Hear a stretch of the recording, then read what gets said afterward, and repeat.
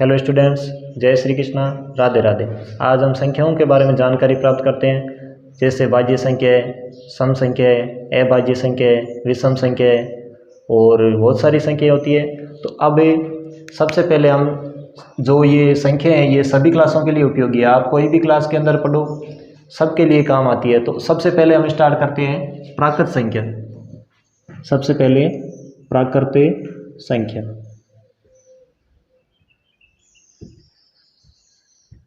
प्राकृत संख्या ये क्या होती है?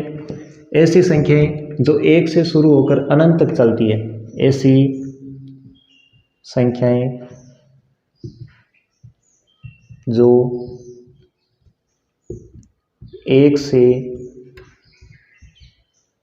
शुरू होकर अनंत तक चलती है।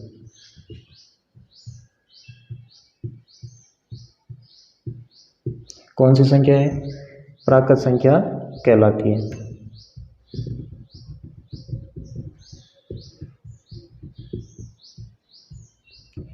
जैसे समझने के लिए स्टार्ट करते हैं, कहाँ से स्टार्ट होती है? एक से। तो एक, फिर 2, 3, 4, 5, 6, 7, यानी ये संख्या चलती रहेगी। अनंत का मतलब ये चलती रहेगी। ठीक है। अब पहली संख्या हो गई प्राकृत संख्या। उसके बाद दूसरी है पूर्ण संख्या। दूसरी हो गई पूर्ण संख्या। इसके अंदर एक जीरो ऐड होता है, बाकी तो सारी प्राकृत संख्या आती है, इसके साथ साथ एक जीरो और ऐड हो जाता है। तो ऐसी संख्याएं जो जीरो से शुरू होकर अनंत तक चलती है।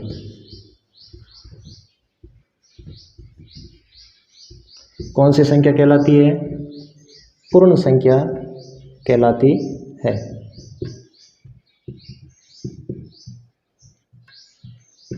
अब इसके अंदर देखो, जैसे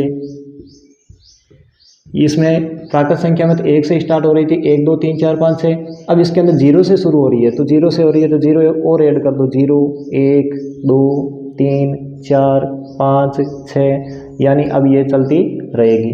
ठीक है। तो अब इसके अंदर देखिए, ये जो प्राकृत संख्या है सारी की सारी किसके अंदर आ रही है? पूर्ण संख्या के अंदर। तो आप क्या बोल सकते हो कि सभी पूर्ण संख्याएं प्राकृत संख्याएं होती है। क्यों? क्योंकि सारी प्राकृत संख्या किसके अंदर आ गई? पूर्ण संख्या में। तो आप क्या बोल सकते हो कि सभी पूर्ण संख्याएं प्राकृत संख्या सभी पूर्ण संख्या प्राकृत संख्या नहीं होती है और सभी प्राकृत संख्या पूर्ण संख्या होती है। ठीक है। अब देखो, इसके बाद में पहली होगी प्राकृत संख्या, दूसरी पूर्ण संख्या, तीसरी आती है पूर्णांक संख्या। तीसरी पूर्णांक संख्या। पूर्णांक संख्या ये इसके अंदर ऋणात्मक, धनात्मक, शून्य सारी संख्या आती है। तो ये कहाँ से स्टार्ट होगी? माइनस से या ऋणात्मक अनंत से धनात्मक अनंत तक चलती है। तो ऐसी संख्याएं जो ऋणात्मक अनंत से शुरू होकर धनात्मक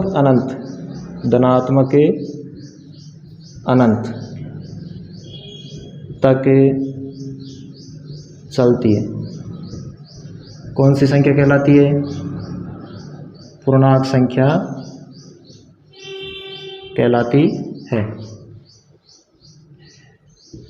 अब इसके अंदर देखो एग्जांपल में, जैसे अब ये माइनस अनंत से स्टार्ट हो रही है, तो ऋणात्मक अनंत यानी माइनस का अनंत, और इसके अंदर माइनस की संख्या आएगी तो माइनस का 4, -3, -2, -1, फिर इसके बाद आएगा 0, 0 के बाद धनात्मक संख्याओं में 1, 2, 3, 4, 5। अब ये चलती रहेगी कहाँ तक? प्लस के अनंत तक। यानी ऐसी संख्याएं जो ऋणात्मक अनंत से शुरू होकर धनात्मक अनंत तक चलती है पूर्णांक संख्या कहलाती है। जैसे माइनस का अनंत है, इसके बाद -4, -3, -2, -1, 0, 1, 2, 3, 4, 5। यानी हमने कौन सी संख्या पढ़ी अभी? हमने सबसे पहले पढ़ी प्राकृत संख्या, उसके बाद पूर्ण संख्या, उसके बाद पूर्णांक संख्या। अब आगे नेक्स्ट पढ़ते हैं, तो इधर देखिए।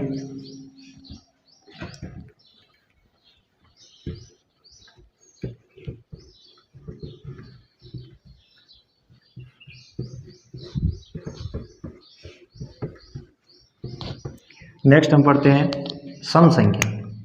कौन सी? सम संख्या। नंबर 4 में सम संख्या। तो सम संख्या कौन सी होती है? सम संख्या की परिभाषा होती है ऐसी संख्याएं जिनके अंदर 2 का भाग पूरा पूरा जाता है, वो संख्या कौन सी होती है? सम संख्या। या इसकी एक परिभाषा और है, वो क्या होती है? ऐसी संख्याएं जिनके इकाई के अंक या इकाई के स्थान पर 0, 2, 4, 6, 8 ये अंक आते हैं, तो वो कौन सी संख्या हो जाती है? सम संख्या। तो इसकी परिभाषा है ऐसी संख्याएं जिनमें 2 का भाग पूरा पूरा जाता है, पूरा पूरा जाता है, तो वे संख्याएं सम संख्या कहलाती है। या इसकी एक परिभाषा और है, अथवा लगा के लिख लो। इसके अंदर ऐसी संख्याएं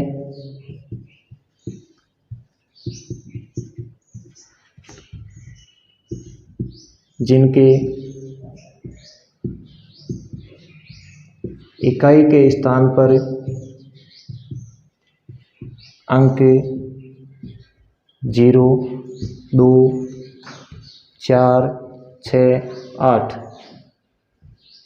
आते हैं या होते हैं, वो संख्या कौन सी कहलाती है? सम संख्या कहलाती है।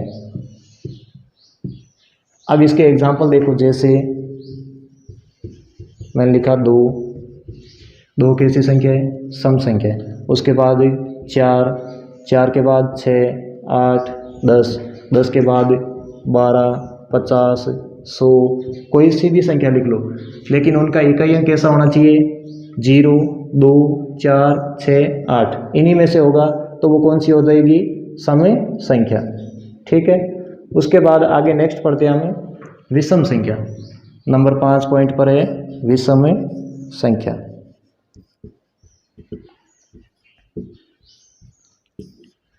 विषम संख्या के अंदर इसके अंदर है जो लगभग सेम है, थोड़ा अंतर है। क्या है कि ऐसी संख्याएं जिनमें 2 का भाग पूरा पूरा जाता है, वो तो हो गई सम, और इसमें हो जाएगा ऐसी संख्याएं जिनमें 2 का भाग पूरा पूरा नहीं जाता है, वो क्या हो जाएगी? विषम। फिर आगे इकाई के स्थान बदल जाएंगे, इकाई के स्थान पर जो अंक आ रहे हैं वो बदल जाएंगे। ऐसी संख्या जिनके इकाई के स्थान पर 0, 2, 4, 6, 8 आता है, वो तो होती है सम। इसके अलावा अगर यहाँ पर इकाई के अंक क्या आ जाए? 1, 3, 5, 7, 9, तो वो कौन सी हो जाएगी? विषम संख्या। तो देखो हम परिभाषा लिखते हैं। ऐसी संख्याएं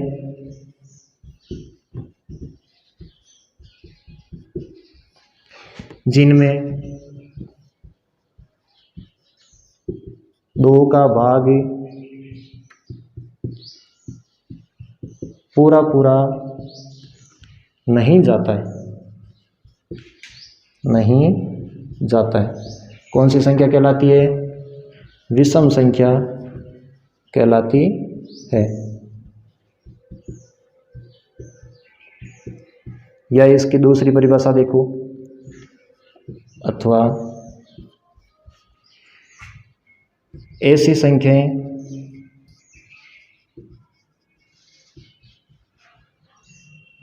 जिनका इकाई अंक 1, 3, 5, 7, 9 हो, तो वे संख्याएं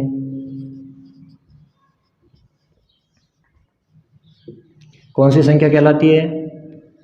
विषम संख्या कहलाती है, विषम संख्या कहलाती है। और इसके एग्जाम्पल जैसे शुरुआत हो गया 1, 3, 5, 7, 9, अब जैसे 11 है, 17 है, 21 है, 35 है, 51, कोई सी भी संख्या लिख लो, लेकिन उनका इकाई अंक कैसा होना चाहिए? 1, 3, 5, 7, 9। तो वो सारी संख्या क्या हो जाएगी? विषम संख्या। अब तक हमने क्या पढ़ा? हमने सबसे पहले पढ़ी प्राकृत संख्या, उसके बाद पूर्ण संख्या, उसके बाद पूर्णांक संख्या, उसके बाद सम और अभी विषम। ये सारे समझ में आ गए। अब देखो नेक्स्ट आगे, नेक्स्ट में हम पढ़ते हैं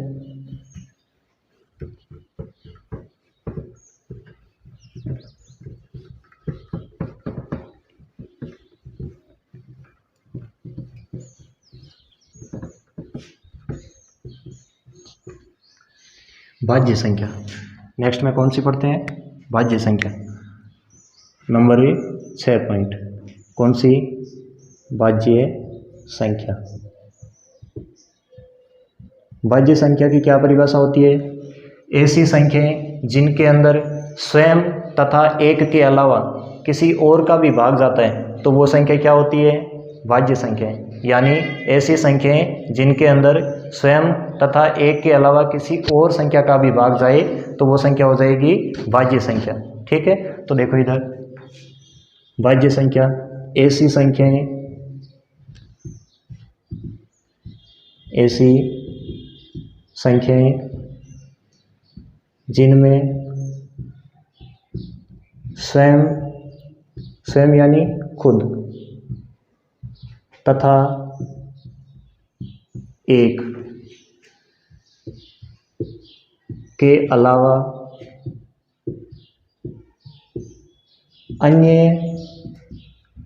संख्या का भी भाग जाए, संख्या का भी भाग जाए,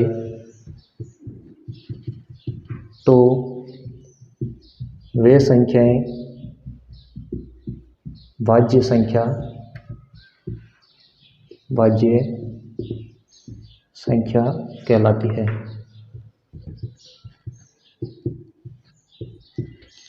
जैसे एग्जाम्पल के तौर पर लिखा मैंने 12 कैसी संख्या है? भाज्य संख्या। क्यों?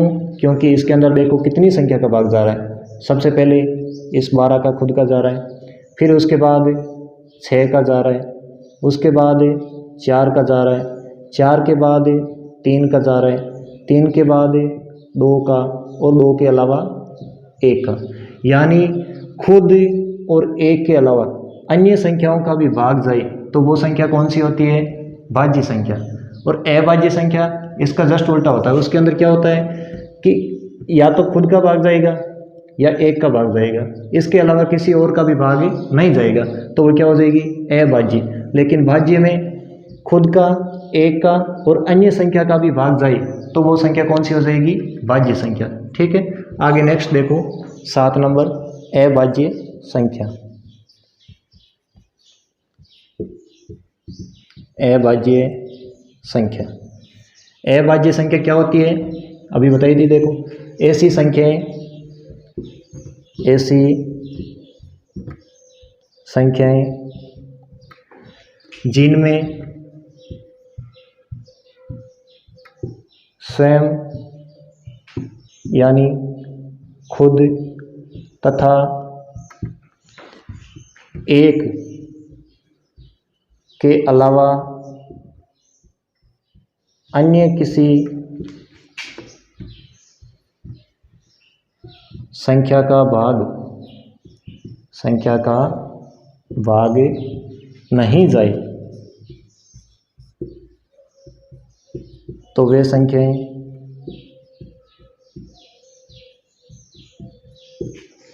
अभाज्य संख्या कहलाती है। अभाज्य संख्या या प्राइम नंबर। ठीक है, इसका एग्जाम्पल जैसे सबसे पहले 2 3 5 7 11 13 17 19 23 आगे ये चलती रहेगी। यानी 2 3 5 7 11 13 17 19 23 ये सब कैसी संख्या है? अभाज्य संख्या। कैसे पता चला? जैसे 2 है, 2 के अंदर आप किसका भाग दोगे? या तो 2 का या 2 के अलावा 1 का। अब किसी संख्या का भाग नहीं जाएगा। यानी किस किस का जा रहा है? एक तो 2 का जा रहा है, एक 1 का जा रहा है। यानी इसके गुणनखंड 2 1 2 ही होगा। यानी ये संख्या कैसी हो गई? अभाज्य संख्या। तो अब देखिए इसके अंदर भी 2-3 पॉइंट है, बता देता हूँ। जैसे पूछ ले सबसे छोटी अभाज्य संख्या, सबसे छोटी अभाज्य संख्या तो 2, सबसे छोटी सम अभाज्य संख्या तो 2, और सम अभाज्य संख्या होती है एक ही है, वो कौन होती है? 2। फिर आगे जैसे पूछ ले कि सबसे छोटी विषम अभाज्य संख्या तो वो क्या होगी? 3। ये सारे हम लिख लेते हैं एक बार नोट के अंदर। क्या है पॉइंट? जैसे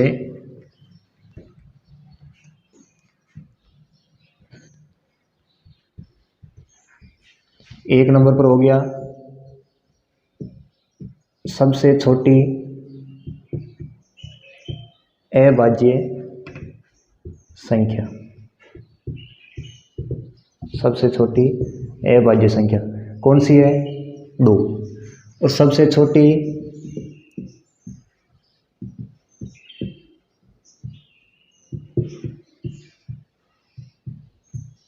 सम अभाज्य संख्या, सम अभाज्य संख्या वो कौन सी हो जाएगी? 2। सबसे छोटी सम अभाज्य संख्या और 2 एक ही है जो सम होती है। फिर सबसे छोटी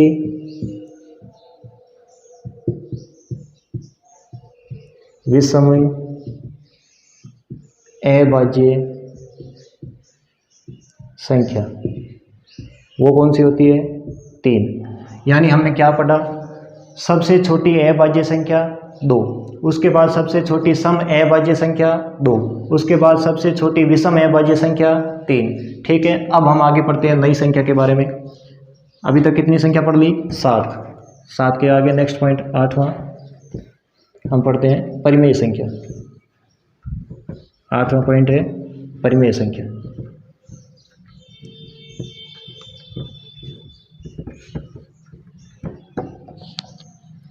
आठवां पॉइंट हो गया परिमेय संख्या।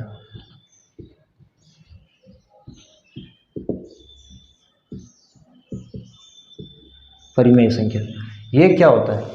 इसके अंदर है परिमेय संख्याओं में ऐसी संख्याएं जिन्हें हम P/Q के रूप में लिख सकते हैं तथा Q का मान 0 नहीं होना चाहिए, या ऐसे बोल दो ऐसी संख्याएं जिन्हें हम अंश बट्टे हर के रूप में लिख सकते हैं तथा हर का मान 0 नहीं होना चाहिए। तो वो संख्या कौन सी हो जाएगी? परिमेय संख्या। लिख लो ऐसी संख्याएं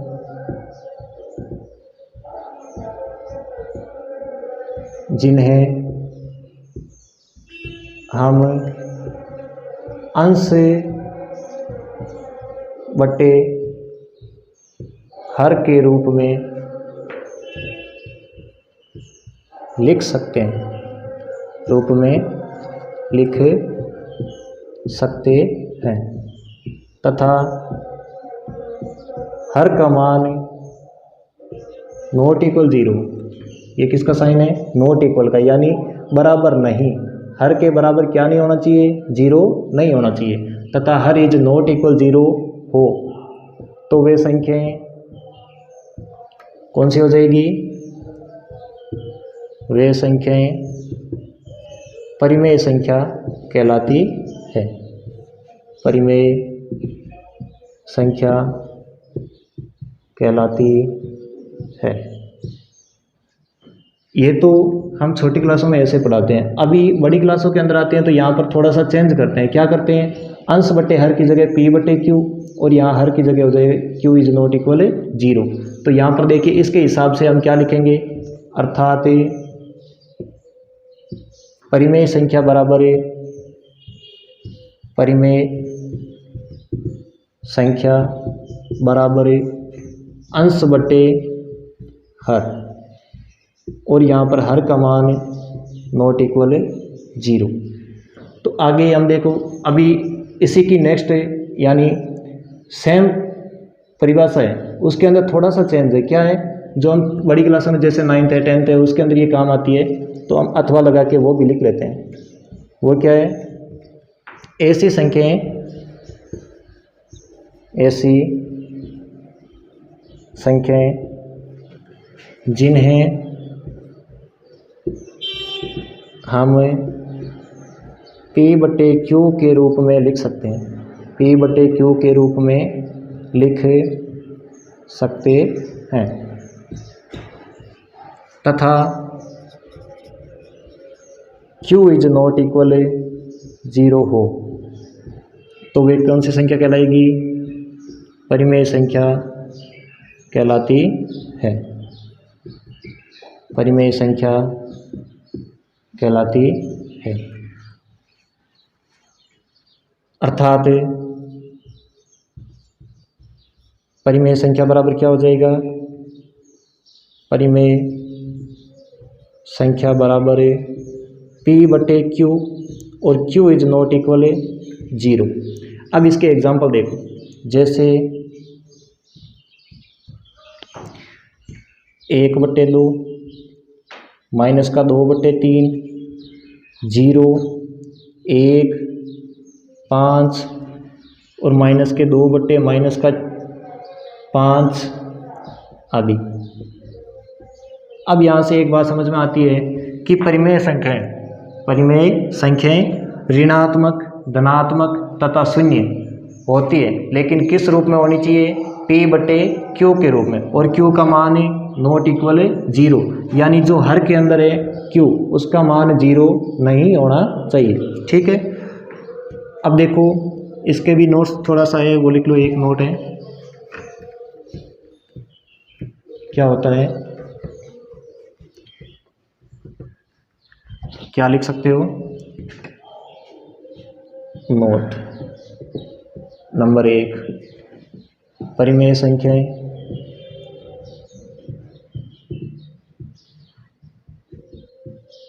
ऋणात्मक, धनात्मक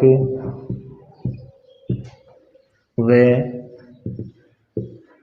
शून्य सभी होती है, यानी सारी की सारी संख्याएं कोई सी भी हो सकती है, ऋणात्मक हो सकती है, धनात्मक हो सकती है, शून्य हो सकती है। ठीक है, अब देखो इसके आगे हम पढ़ते हैं अपरिमेय संख्या, परिमेय पढ़ लिया, अब आगे पढ़ते हैं अपरिमेय संख्या। आगे नेक्स्ट होगी अपरिमेय संख्या। अपरिमेय संख्या की परिभाषा क्या होती है, ऐसी वास्तविक संख्याएं, ऐसी वास्तविक संख्याएं, ऐसी वास्तविक संख्याएं जो परिमेय नहीं होती, जो परिमेय नहीं होती है, कौन सी कहलाती है, अपरिमेय संख्या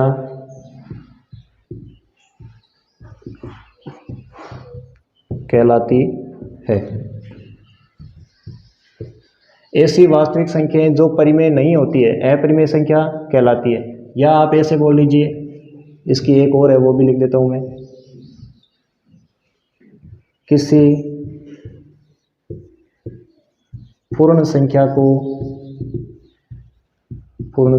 का किसी अभाज्य संख्या का, किसी अभाज्य संख्या का वर्गमूल करने पर प्राप्त संख्या अपरिमेय संख्या कहलाती है। अपरिमेय संख्या कहलाती है। जैसे एग्जाम्पल समझो, एक मैंने अभाज्य संख्या ली 2, 2 कैसी संख्या है? अभाज्य। अब इस अभाज्य संख्या का क्या करेंगे हम? वर्गमूल। वर्गमूल का मतलब इसके ऊपर क्या लगाएंगे? रूट। तो ये कैसी संख्या बन गई? अपरिमेय संख्या। एक इसकी परिभाषा क्या है देखो, ऐसी वास्तविक संख्याएं जो परिमेय नहीं होती है अपरिमेय संख्या कहलाती है। यानी वास्तविक संख्या के अंदर सारी संख्या आ जाती है, ऋणात्मक, धनात्मक, शून्य, बट्टे की सारी जो भी है सब आ जाती है, ठीक है। उसके बाद में हमने पढ़ा किसी अभाज्य संख्या का वर्गमूल करने पर प्राप्त संख्या अपरिमेय संख्या कहलाती है। यानी आपने कोई अभाज्य संख्या ली और उसका आपने कर दिया रूट, तो वो कौन सी संख्या हो गई? अपरिमेय संख्या। जैसे आगे 3 का रूट किया, ये भी कैसी है? अपरिमेय संख्या। रूट का 5, रूट का 7, ये सारी कैसी संख्या हो गई? अपरिमेय। और एक पाई होता है, ये भी कैसी संख्या होती है? अपरिमेय, ठीक है। अब देखो आगे हम पढ़ते हैं, एक नाम आ गया बीच में, वास्तविक संख्या। तो ये वास्तविक संख्या क्या होती है ये भी पढ़ लेते हैं एक बार।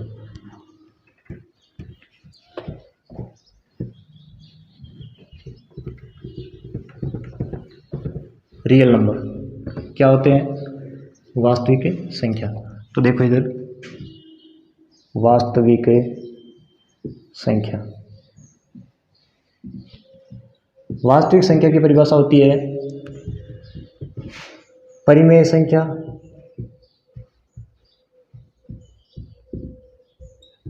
तथा अपरिमेय संख्या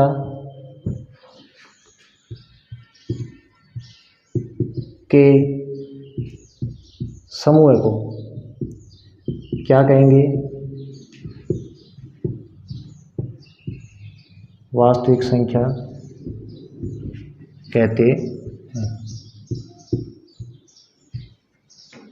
यानी वास्तविक संख्या में परिमेय संख्या तथा अपरिमेय संख्या दोनों का जो ग्रुप है, यानी दोनों में से यानी सारी संख्याएं आएगी। कौन सी? परिमेय संख्या भी आएगी, अपरिमेय संख्या भी आएगी। सबको मिला के हम क्या कह सकते हैं? वास्तविक संख्या। जैसे इसके एग्जाम्पल में देखो, सारी संख्या आएगी। जैसे 1 भी आ गया, 2 भी आ गया, रूट का 2 भी आ गया, 3 भी आ गया, रूट 3 भी आ गया, पाई भी आ गया, और बट्टे वाली संख्या भी ले लो, 1/2 आ गया, माइनस की ले लो। यानी सारी की सारी संख्या इसके अंदर आ जाएगी वास्तविक संख्या में, ठीक है। आज हमने संख्याओं के बारे में जानकारी प्राप्त करी, जो भी है हमारे सिलेबस में काम आएगी। Okay, thank you.